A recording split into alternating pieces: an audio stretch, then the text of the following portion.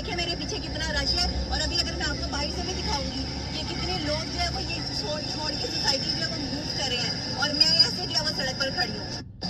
हाँ जी, आपने देख लिया और बता भी दिया इन्होंने कि जनाब के वो क्या कहते हैं कि उन्होंने पास नहीं किया और पास ना करने के बाद क्या किया इमरान खान साहब ने, पास भी नहीं किया ये सोसाइटी को और दूसरे नंबर पे इन्होंने आके पास किया। नवाजू कंजर शबाजू कंजर ने मैदे करके ना पास किया था। तो इमरान खान ने बोला था ये अब चोरों के पास चले गए, अब हम क्या कह सकते हैं। तो चोर जाने, चोरों का काम जाने, हमारा तो कोई काम नहीं।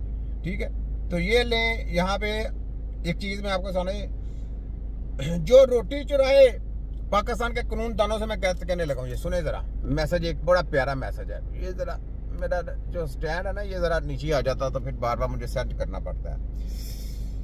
जो रोटी चुराए उसे सूली पे लटकाओ, यानी सूली पे चढ़ा दे। कानून है ना पाकिस्तान का, पूरी दुनिया का कानून है। देखें कैसे बात है। जो रोटी चढ़ाए, जो रोटी चढ़ाता है, जो पेट के लिए रोटी चढ़ाए वो चोर नहीं है, याद रख ले। पाकिस्तान की आवाम से कहता हूं, जो रोटी चढ़ाता है वो चोर नहीं है। लेकिन पाकिस्तान में ये कानून है कि जो रोटी चुराए वो चोर है। जो मुल्क को लूटे वो हाजी है, वो हाजी है। जैसे नवाजू कंजर शबाजू कंजर, ये चोर कच्चे छच्चे लीम खान वगैरह सारे जितने कच्चे छच्चे साथ में रहे वो हाजी हैं। उसे कुर्सी पे बैठाएं। इस दौर के मुसन्नफ ने लिखा है, कलम से गुर्बत नहीं मिटती तो गरीबों को मिटा दो।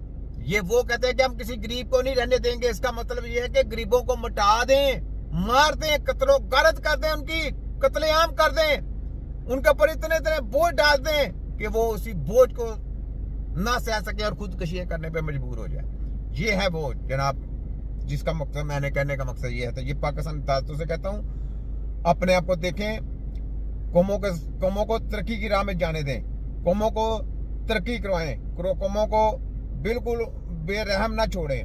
ये ले यहाँ पे ये सुने, ने करप्शन के हुनर में अपने बाप को भी पीछे छोड़ दिया। ये जो खुद को सब्दी माँ कहती हैं, दरअसल एक डाकू रानी निकली। हेलमेट चालान के नाम पर ऐसा करप्शन सिस्टम बनाया गया है, माहिरीन ने भी सर पकड़ लिया। लीक ऑडियो सबूत है, हर चौकी पर रोजाना 100 मोटरसाइकिल चालान और हर चालान 2000 रुपए का। अब कैलकुलेशन सुन लीजिए। पाकिस्तान में इस वक्त कुल 1640 चौकियां हैं। एक चौकी से रोजाना लाखों रुपए और सब जगहों से मिलकर सिर्फ एक महीने में तकरीबन 98 अरब रुपए डाकू रानी के सवाब दीदी अकाउंटों में। नाज़रीन, ये वो काली पुटली है जिसमें पैसा आए तो कोई हिसाब न हो, जहाँ चाहे वहाँ खर्च कर दें, किसी को जवाबदेही नहीं। लेकिन अफसोस, इस पैसे को आवाम पर खर्च करने के बजाय, सैलाब से मरने वाले बच्चों पर खर्च करने के बजाय रानी साहिबा जापान जाकर अपनी चेहरे की सर्जरी करवा रही हैं ताकि झुर्रियां नजर न आए। पाकिस्तान खुदाई आफात में घिरा है। खैबर पख्तूनख्वा और पंजाब को महकमा मौसमियात ने बड़ी तबाही के लिए वार्न किया है, लेकिन नानी 420 और उसका खानदान इयाशियों, जायदादों और करप्शन से बाहर आने को तैयार ही नहीं। नाजरीन, ये है असल चेहरा उस खानदान का जो खुद को नजात दहिंदा कहता है। सवाल ये है, क्या ये पैसा आवाम की खिदमत पर लगेगा या हमेशा की तरह लंदन और दुबई की जायदादों में? लंदन और दुबई जाएगा, पाकिस्तान में किधर लगेगा? ये सब जो डाकू लुटेरे, इन्होंने फिर वो अपने गोदामों के गोदाम बनने हैं। पैसों से इनको आदत पड़ गई है। लोग अनाज इकट्ठा करते हैं, ये $1 इकट्ठा करते हैं।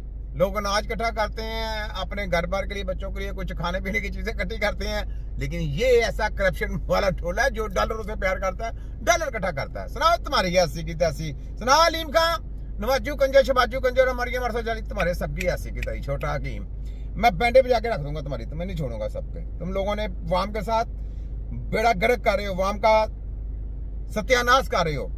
मैं यहाँ पे एक आदमी को सलूट करता हूँ, सलूट है मेरा इस आदमी को। सुने जरा, चेयरमैन नैब आफ्ताब सुल्तान, ये इस तस्वीर है इसकी, सलाम है इसको। सुने जरा इसने इस्तीफा दे देना। मैं किसी करप्शन को, छोटे छोटे आदमियों के ऊपर मैं केस करूं और उनको मैं सजाएं दूं, और जो बड़े छोटे डाकू लुटेरे हैं उनको मैं माफ कर दूं? कहता लानत है ऐसी कुर्सी पे लानत है जो गरीब वाम के ऊपर जबरन किया जाए, और दूसरे जो करप्शन करने वाली बड़ी मछलियां उनको मैं छोड़ दूं? उसने कहा लानत है मेरे पे, मैं छोड़ दूं ऐसी कुर्सियों को। उसने छोड़ दी इसने। ये सुने जरा, नैब आफ्ताब सुल्तान मुस्ताफी हो गए। अपने काम में मुदाखलत बर्दाश्त नहीं कर सकता। मुझे कहा गया कि फला के भाई को छोड़ दो, फला शख्स को पकड़ लो, एक क्लॉथ वाले को कहा जाता है अंदर कर दो, अरबों की प्रॉपर्टी वाले बाहर है। मैं किसी के खिलाफ झूठा मुकदमा नहीं चला सकता, ना ही किसी के खिलाफ कायम रेफरेंस महज इस बुनियाद पर बंद कर सकता हूँ कि मुजरिम किसी बासर शख्स का रिश्तेदार है। वज़ीर आज़म ने इस्तीफा कबूल कर लिया। आफ्ताब सुल्तान की ईमानदारी को सराहा।